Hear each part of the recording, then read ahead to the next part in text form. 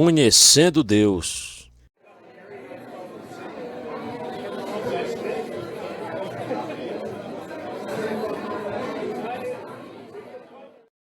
E, soltos eles, foram para os seus, e contaram-lhe tudo o que lhes disseram os principais dos sacerdotes e os anciãos.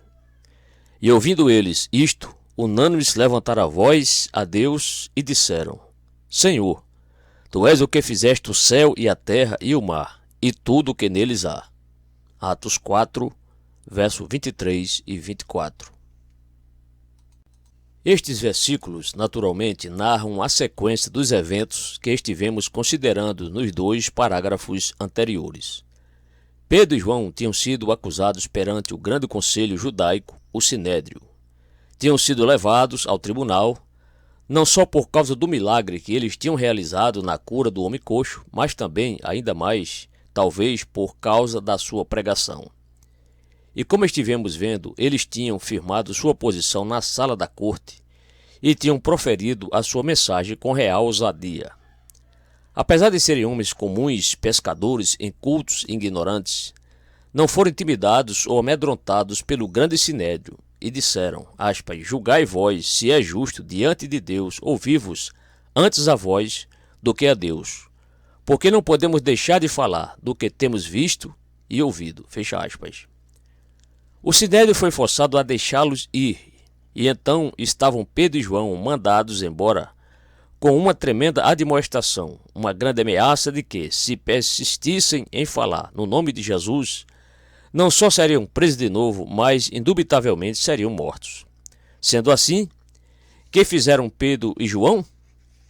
Voltaram aos demais apóstolos e às pessoas que, tendo sido convertidos no dia de Pentecostes e depois, agora estavam formando a igreja cristã. Voltaram ao seu grupo e lhe relataram o que tinha acontecido. Estamos interessados nisso, não somente por sua relevância e importância inerente, não apenas porque ocorre ser história, porém porque é de vital interesse para nós. Afinal, como estivemos dizendo, é o relato autêntico do que é a igreja cristã. O mero fato de podermos pensar que somos cristãos não prova que somos cristãos. Em geral, as pessoas têm ideia curiosa acerca do que constitui um cristão. Por isso, todos nós devemos examinar-nos e testar-nos à luz de tudo o que nos é dito sobre estes homens. Aqui temos um teste completo e profundo. E nesses versículos temos ainda outro teste que necessariamente precisamos aplicar a nós mesmos. Que é que você diria que é um teste real e verdadeiro para aplicar-se a todo aquele que se professa cristão?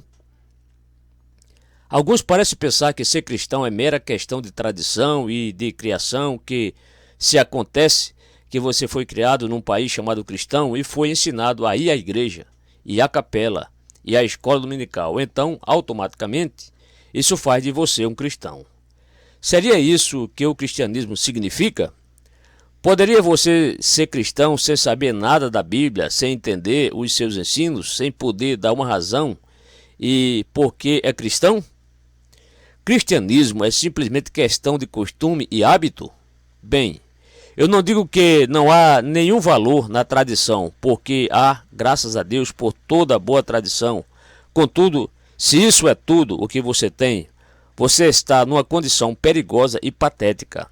Não é isso que faz o cristão.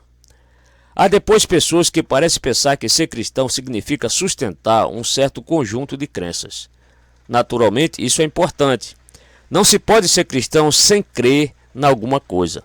De fato, o cristianismo constitui um corpo de fé. Todavia, há alguns que pensam que isso é tudo o que há. Mas eu quero mostrar a vocês que, se bem que a ortodoxia é essencial, temos de crer na verdade. A mera aceitação intelectual da verdade não torna ninguém cristão. É-nos possível receber ensino só com a mente. Uma teologia seca e árida não tem valor nenhum. Houve homens e mulheres que conheceram a verdade e creram com a sua mente, mas quando estavam para morrer, sentiram-se despojados e perdidos, sem nada em que se apoiar. Isso não é cristianismo. A seguir, há outros que pensam que o que faz alguém cristão é ter uma vida moralmente boa, defender valores morais no mundo onde há tanta imoralidade. Dizem eles que os cristãos são pessoas que não fazem certas coisas, que, por exemplo, não bebem, ou não cometem adultério, ou não jogam, ou não fumam. É uma abordagem puramente negativa. Outros dizem que ser cristão é algo mais positivo que isso. Os cristãos se dispõem a fazer o bem, ajudam seus semelhantes, homens e mulheres, preocupam-se com a vida e com o estado da humanidade na época atual. E isso é que os torna cristãos. E ainda há outros que costumam dizer que nenhuma dessas coisas torna alguém cristão. O teste é se houve uma experiência dramática chegando a um clímax. Houve alguma visão, uma bola de fogo, digamos? Às vezes essa ideia é expressa nestes termos, aspas, quando as pessoas se dizem cristãs, a vida delas sofreu mudança? Aconteceu com elas alguma coisa que as fez darem um giro completo e fez delas pessoas diferentes? Isso é a essência do cristianismo, fecha aspas. Estou disposto a concordar que você não pode ser cristão verdadeiro sem alguma experiência. O cristianismo não é mero intelectualismo, nem mera bondade, é uma experiência viva e vital. Mas muitos têm experiências que eles fazem grande bem. Às vezes a psicoterapia e a psicologia, ou seguir seitas ou outros ensinos podem propiciar experiências às pessoas. Isso, porém, não torna as pessoas cristãs. Então, como você sabe se é cristão ou não? Essa é uma pergunta vital porque o cristianismo é a única esperança para o mundo. Qual é o teste real e verdadeiro? Sugiro que um teste real e totalmente abrangente é o que temos neste incidente que estamos considerando agora. É o seguinte: como a pessoa reage a circunstâncias de penosa dificuldade e prova? Você pode ter sido religioso a vida toda e, enquanto a vida corre linda e suavemente e sem tropeços, tudo está bem. Entretanto, subitamente você se vê numa grande crise e pela primeira vez se dá conta de que toda a sua religião não significa absolutamente nada para você. Não lhe dá ajuda, é inútil para você. Portanto, o teste de uma profissão de fé é o das circunstâncias, provações, tribulações, problemas, talvez com a morte frente a frente com você. Pois bem, esse teste é mais completo do que todos os outros. Muitos homens e mulheres que eram ortodoxos viram que a sua ortodoxia não os ajudou em sua hora de necessidade. Quando você está com algum grave problema, a sua bondade e a sua moralidade não o ajudam, nem o sustentam. O fato de você ter feito muito bem aos outros não vai resolver os seus problemas desta ou daquela maneira. E dá-se o mesmo com algumas das experiências a respeito das quais muitos falam. Elas realmente não os ajudam quando é de ajuda que precisam, acima de tudo mais. Pois bem, ao dizer isso, dou a vocês um sumário do Velho Testamento em geral. No Velho Testamento, há uma grande disputa entre os profetas verdadeiros e os falsos. Os falsos profetas sempre podiam montar uma boa mostra, tão boa, na verdade, que quase invariavelmente eles eram mais populares que os profetas verdadeiros. Eles diziam o que as pessoas queriam ouvir, a mensagem deles era mais fácil e a multidão os seguia. Mas quando chegava o tempo de prova, não tinham nada. Há um sumário disso tudo no grande incidente narrado em 1 Reis, capítulo 18, Elias no Monte Carmelo. Os falsos profetas, quando enfrentaram um desafio, não tinham nada. O profeta verdadeiro, Elias, o homem de Deus, pôde buscar a Deus e a resposta lhe foi dada. E é exatamente a mesma coisa aqui, no livro de Atos. Costumamos dizer, aspas, um amigo na hora da necessidade é um amigo de verdade, fecha aspas. Amigo real não é um daqueles que o rodeiam e que fazem tudo por você enquanto você tem dinheiro e tudo está indo bem, mas no momento em que você entra em dificuldade, safam-se e deixam você sozinho. O teste supremo sobre se há algum valor em nossa profissão da fé cristã é a nossa reação, o nosso comportamento quando tudo está contra nós e quando nos sentimos despojados de toda ajuda humana e nós mesmos não podemos fazer coisa alguma. Qual é a verdadeira reação cristã em tempos de provação? Vemo-la aqui. Aqui está o cristianismo genuíno. Quando os dois apóstolos voltaram aos demais crentes, lhes disseram que foram proibidos de continuar a falar e a ensinar no nome de Jesus. Quando disseram que achavam que estas autoridades estavam prontas a exterminar a igreja cristã, que fizeram os crentes? Aspas. Unânimes levantaram a voz a Deus, fecha aspas. Noutras palavras, eles oraram. E esse é o teste supremo. O teste supremo da nossa profissão de fé é a nossa vida de oração. O que significa oração? Aqui, de novo, estou fazendo uma pergunta fundamental. Quanta conversa leviana há sobre a oração? Que ideias curiosas as pessoas têm sobre ela? É quase incrível que pessoas com a Bíblia aberta diante delas sustentem as ideias sobre a oração que elas têm. Alguns parecem pensar que a oração é inteiramente uma questão de postura, que se você estiver de joelhos estará orando, e que se não estiver de joelho, não poderá orar. Parece-lhes que isso constitui a essência da oração, simplesmente uma atitude. Naturalmente, a atitude é importante, porém não constitui a oração. Deus sabe provavelmente que todos nós temos passado muito tempo de joelhos e pensamos que estávamos orando, mas nossas mentes vagavam pelo mundo inteiro, como também a nossa imaginação. Não estávamos cônscios de Deus e só estávamos falando com nós mesmos. E isso não é oração. Depois, muitos parecem pensar que a oração é uma espécie de repetição sem pensamento. O nosso Senhor repreendeu os escribas e os fariseus do seu tempo, porque eles pensavam que seriam ouvidos, aspas, por muito falarem, fecha aspas, Mateus 6, verso 7. Talvez vocês tenham visto cenas de televisão que mostram alguns destes pobres indivíduos de outras religiões, assim chamadas, com suas rodas ou colares ou contas, o rosário, para oração, vã e refletida repetição. E, novamente, sejamos sinceros, não teríamos nós todos, muitas vezes ajoelhado e tagarelado a oração do Senhor, o Pai Nosso, sem pensar no sentido de nenhuma das palavras que proferimos? Isso não é oração, aspas, dizer suas orações, fecha aspas, não é orar. É fácil, aspas, dizer suas orações, fecha aspas, mas quando as pessoas usam essa frase, como se trai? Não faz muito tempo ouvi um homem descrever uma visita que fez em algum lugar e ele disse, aspas, eu estava me sentindo um tanto exausto e assim entrei numa catedral e fiz uma oração, fecha aspas. Ele correu para dentro, fez uma oração e correu para fora. Seria isso orar? Não, não. E na verdade há outros mais perto de nós que às vezes me assustam quando os ouço dizerem de forma banal e leviana, aspas. Tenhamos uma palavra de oração sobre isso, fecha aspas, aspas, uma palavra de oração, fecha aspas, sobre isso.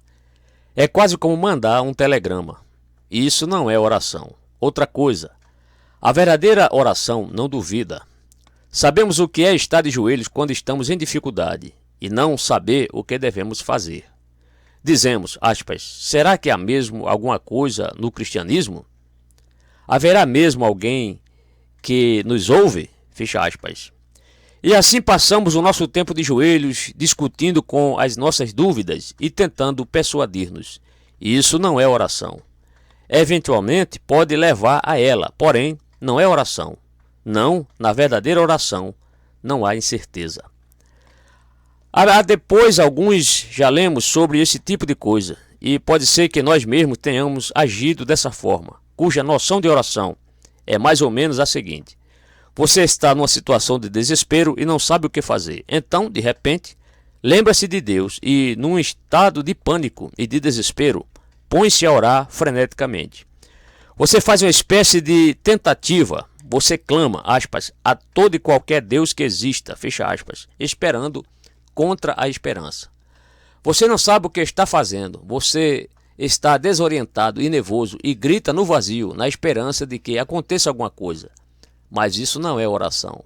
Não. As características da verdadeira oração estão postas diante de nós muito simplesmente aqui em Atos. Ali estavam pessoas sendo ameaçadas com o extermínio, com a morte, com o fim de todas as coisas. Notaram sua tranquilidade, a maneira serena, segura, confiante e firme, como falaram? Estavam falando com Deus e não tinham dúvida disso. Aspas. E ouvindo eles isto, unânimes levantaram a voz a Deus e disseram: Senhor, Tu és o que fizeste o céu e a terra e o mar, e tudo o que neles há. Fecha aspas. E continuaram citando o Salmo 2. Isso é oração real. Não meramente se ajoelharam e repetiram algumas orações fixas. Começaram a falar com Deus e falaram com Ele, com confiança e com absoluta segurança. Pois bem, isso é de vital interesse para nós. Eu e vocês estamos vivendo num mundo estranho, um mundo de crise, um mundo no qual nunca sabemos o que vai acontecer em seguida, um mundo difícil, um mundo passageiro. Sabemos o que é orar? Isso é oração, este falar com Deus, este falar confiantemente com Ele, este elevar a Ele toda a situação na qual estamos envolvidos. É isso que o cristianismo faz, e é por isso que eu chamo a atenção de vocês para estas coisas. Qual a explicação, qual a razão da confiança destes crentes primitivos quando vinham a Deus em oração? Seu segredo é que eles conheciam Deus. O propósito principal da mensagem cristã é levar-nos ao conhecimento de Deus, e, por alguma razão extraordinária, isso tem sido esquecido. Alguns acham que o seu propósito é propiciar uma emoção e experiência maravilhosa. Isso pode acontecer e pode não acontecer. Outros dizem que a meta do cristianismo é dar-me a certeza de que os meus pecados estão perdoados. Concordo plenamente, porém isso é apenas um passo. O objetivo supremo da fé cristã é trazer-nos, todos nós, ao conhecimento de Deus. Se não chegarmos a este conhecimento, então, para dizer o mínimo, o nosso cristianismo é muito defeituoso. Estas pessoas tinham um vívido, um vital conhecimento de Deus. Em sua extremidade iam a Ele com uma certeza maravilhosa. Não havia pânico, nada frenético, nada excitável no que diz respeito a elas. Eram tão calmas quanto era possível ser. E nesta serena confiança elas falavam com Deus e o conheciam.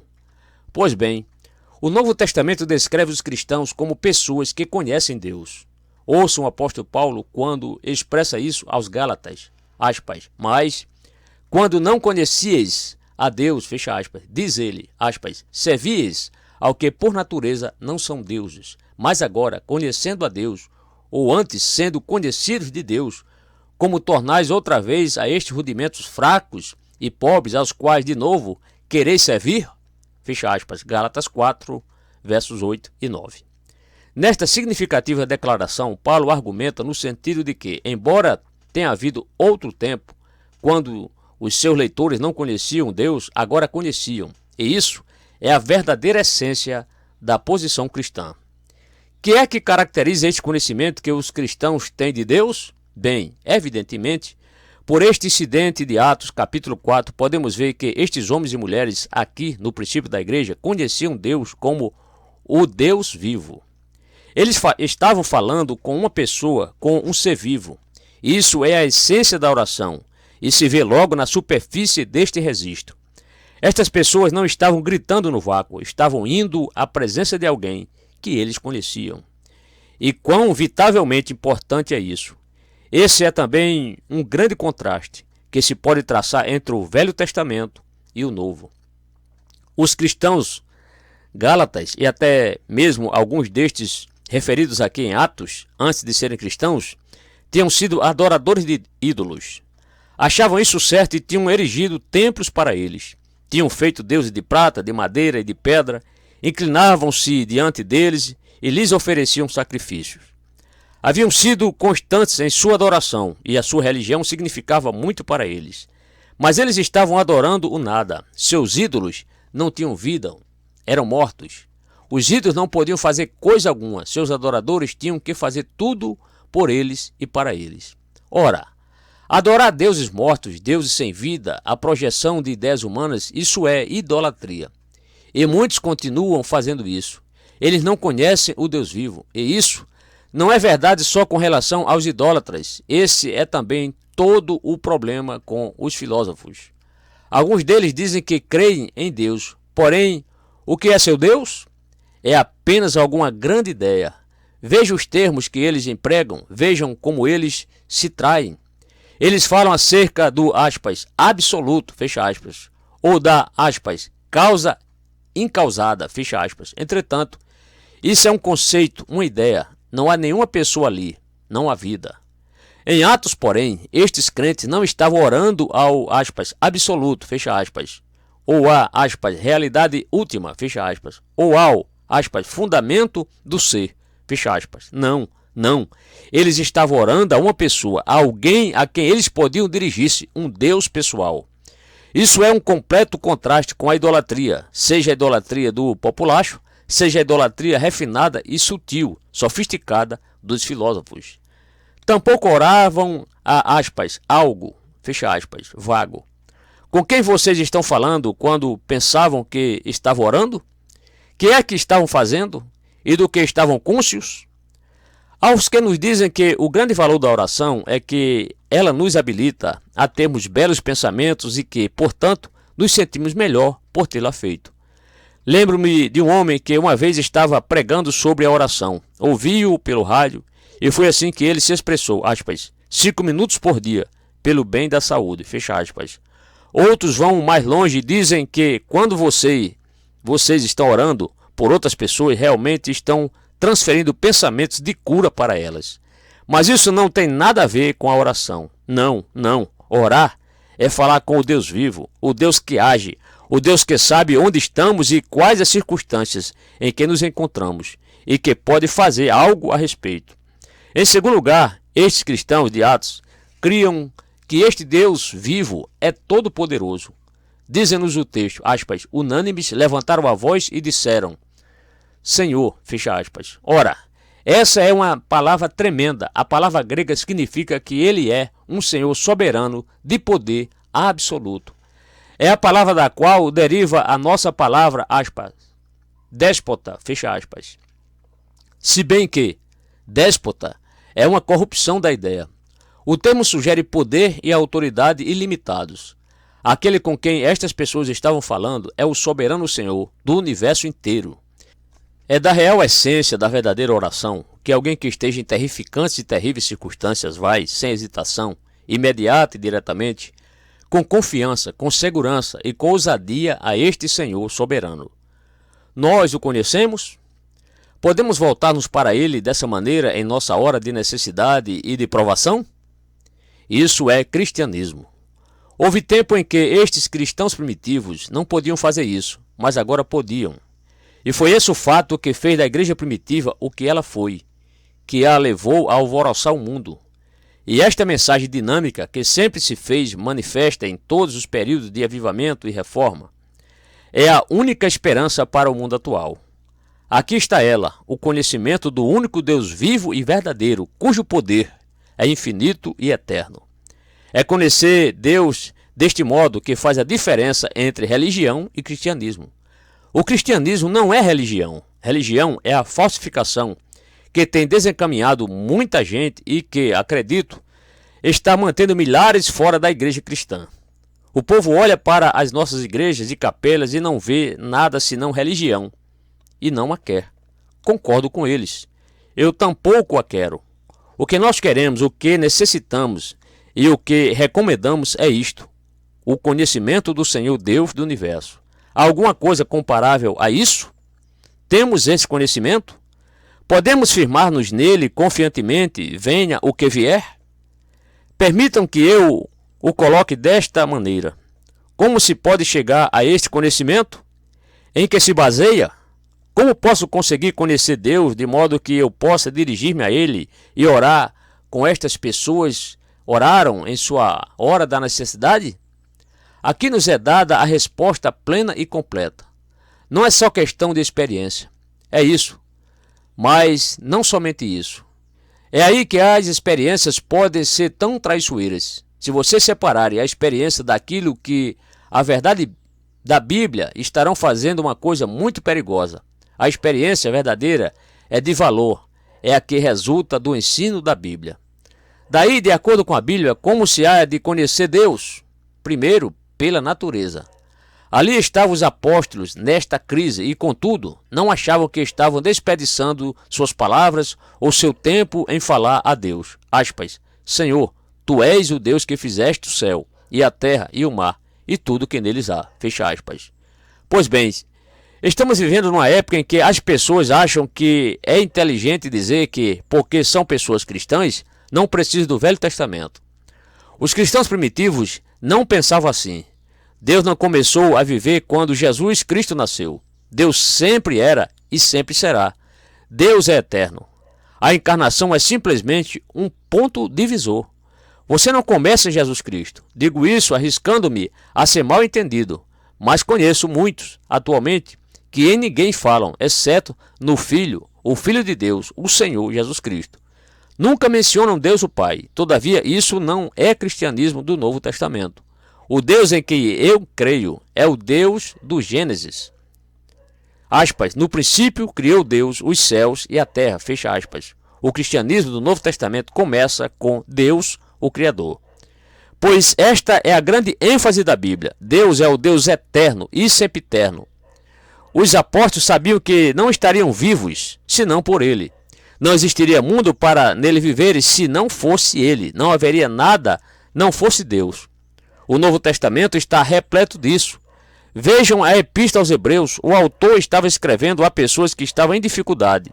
E eis o que ele diz. Aspas, pela fé. Entendemos que os mundos pela palavra de Deus foram criados, de maneira que aquilo que se vê não foi feito do que é aparente. Fecha aspas, Hebreus 11, verso 3. Toda a nossa posição é que não estamos no mundo que evoluiu por acaso do nada. O Novo Testamento ensina que estamos no mundo que foi feito por um Criador onipotente, que está acima de todos, mediante todos e em todos, e a quem se deve atribuir toda a glória. Se vocês percorrerem este livro de Atos, verão Paulo chegar a um lugar chamado Listra, onde, por ter sido habilitado a operar o milagre, o povo achou que ele era um deus e se pôs a adorá-lo. Contudo, ele disse, aspas, varões, por que fazeis essas coisas?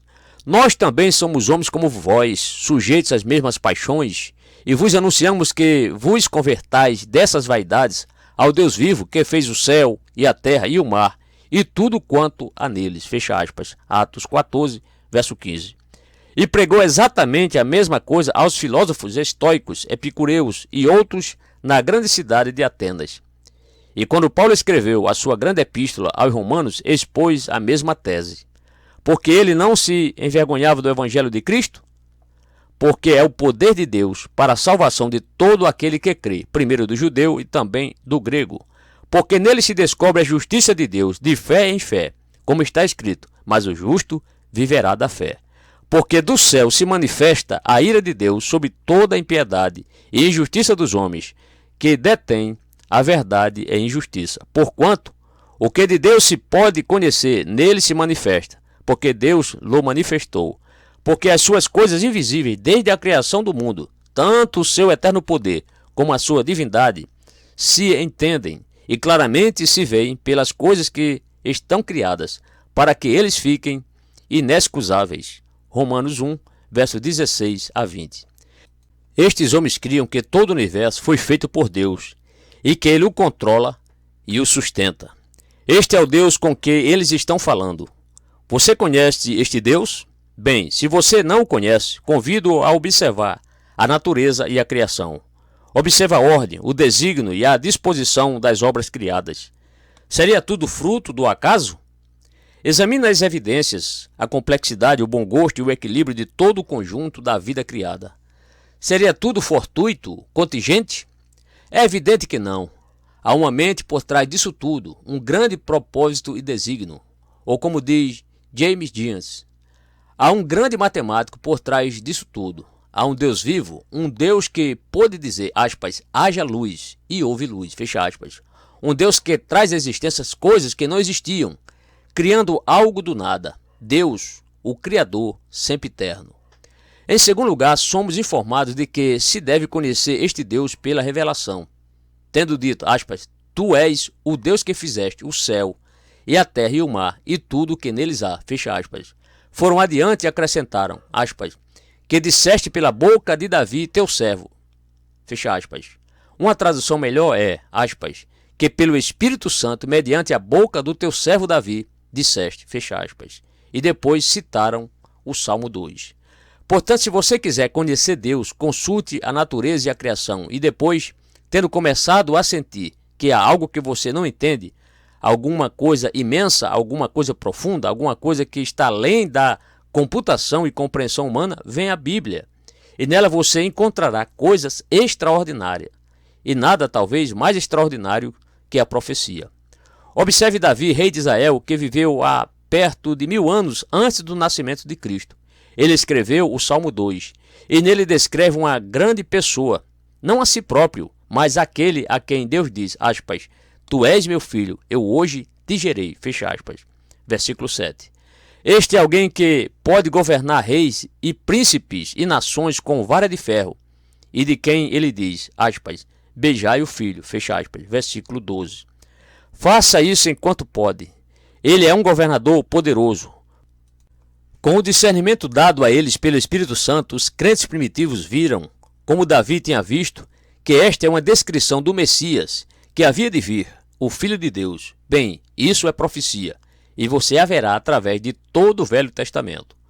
Por conseguinte, se você quer conhecer Deus, leia este livro.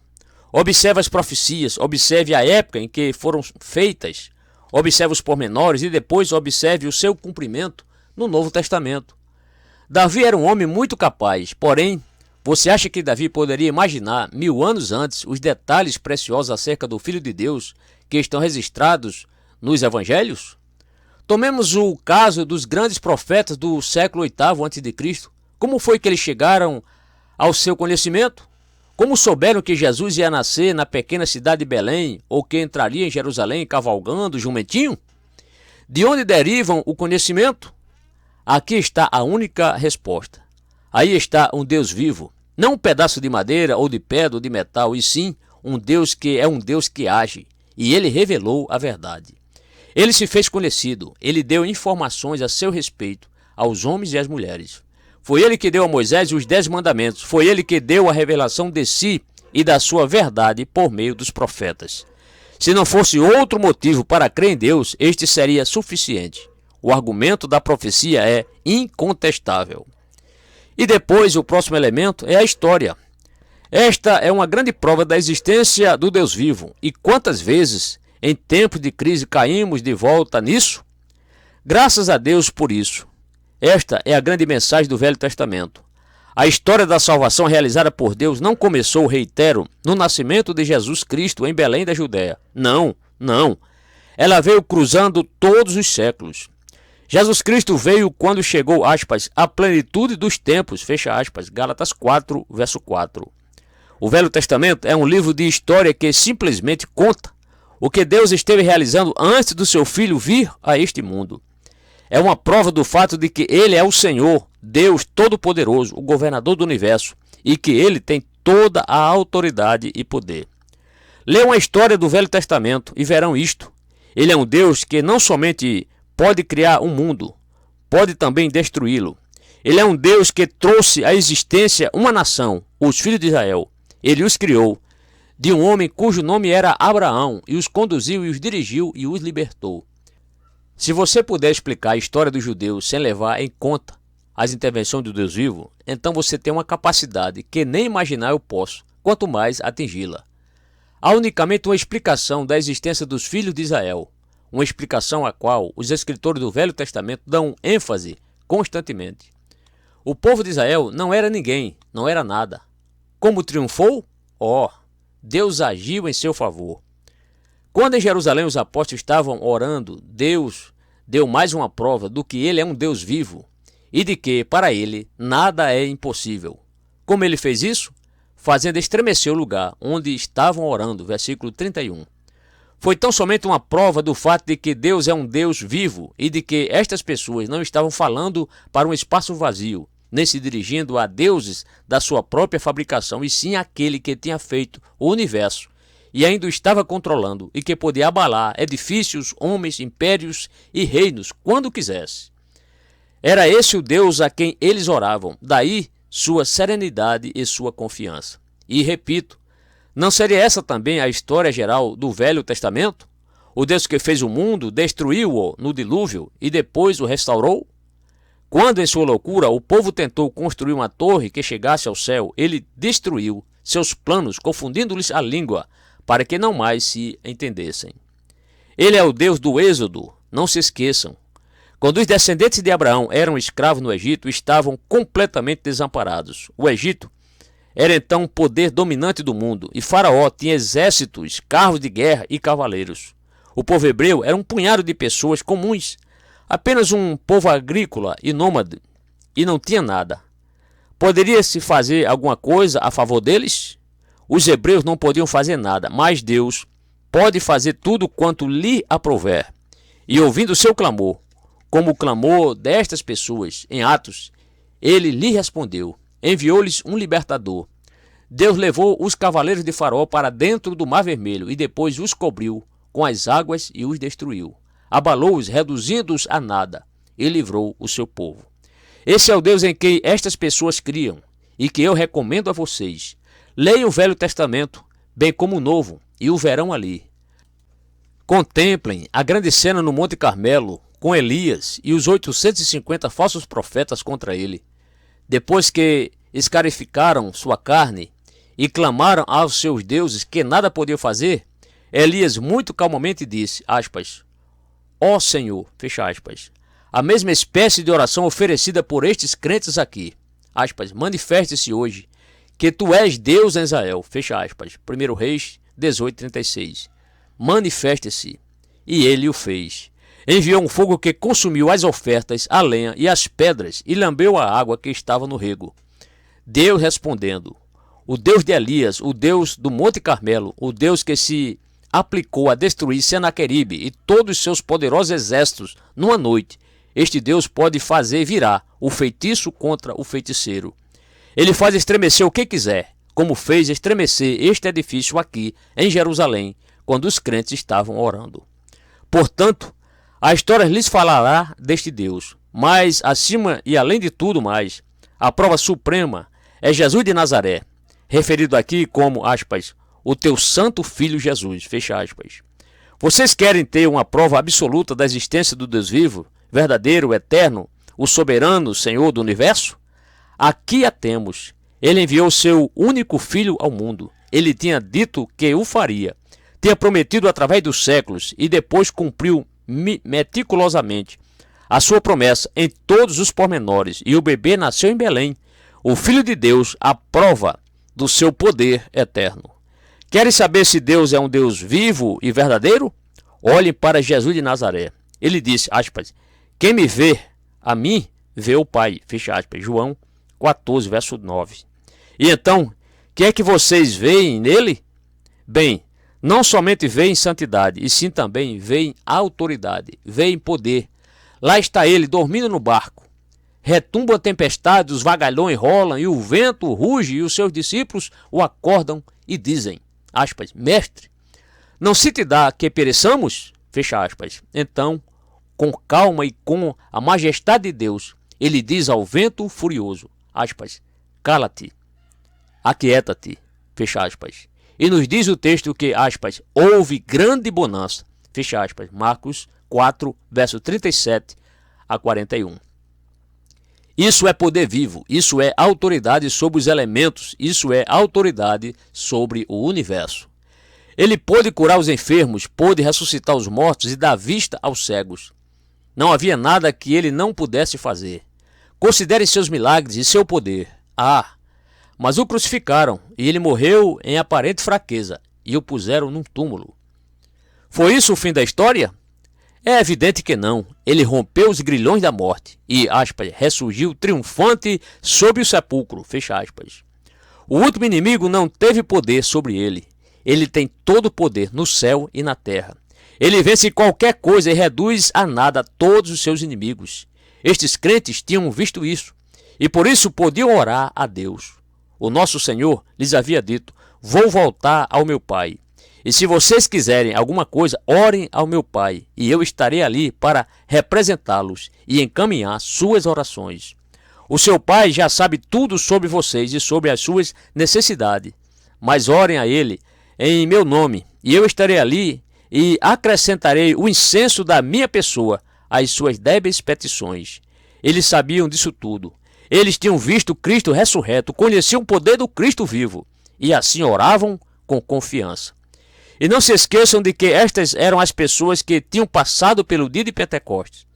Quando eles estavam de crista caída e de coração partido por causa da sua morte iminente, ele dissera, aspas, não se turbe o vosso coração, fecha aspas, João 14, verso 1. Ele não os deixaria órfãos, disse ele, aspas, eu rogarei ao Pai, e ele vos dará outro Consolador, para que fique convosco para sempre, fecha aspas, João 14, verso 16. O Consolador os guiaria e lhes ensinaria tudo o que precisavam saber. Versículo 26. E tendo voltado para o céu, Cristo enviou o Espírito Santo sobre eles, e eles viram os resultados disso no dia de Pentecostes. Estas são as provas do Deus vivo, as provas de que não oramos a uma abstração, ou a, aspas, realidade última, fecha aspas, ou ao, aspas, fundamento do nosso ser, fecha aspas, porém, ao Deus vivo, pessoal, que pensa, que age, que nos vê, que tem todo o conhecimento sobre nós, que pode responder à nossa oração e está pronto a fazê-lo. Essa é a confiança que temos. Finalmente, para podermos orar como estas pessoas oravam, vocês não só devem crer num Deus vivo e poderoso, baseado nas provas que lhes apresentei, mas também que possui uma experiência pessoal com Deus, como estes crentes possuíram. Eles tinham passado pelo Pentecoste, tinham sido submetidos a uma mudança, sua vida fora renovada, agora eram novos homens e mulheres, e sabiam que nada, nem ninguém, exceto um Deus todo-poderoso, poderia ter feito isso. Agora eles sabiam que tinham vida, e sabiam que Deus era seu Pai, e que eles eram seus filhos. E foi à luz disso que, ameaçados de morte pelo Sinédrio, o supremo poder judaico, não ficaram aterrorizados. Não mostraram nenhum sinal de pânico ou de agitação. Não. Com absoluta calma e segurança, levantaram a voz a Deus unânimes, sabendo que para ele nada é impossível e que estas autoridades e estes poderes não eram nada para ele.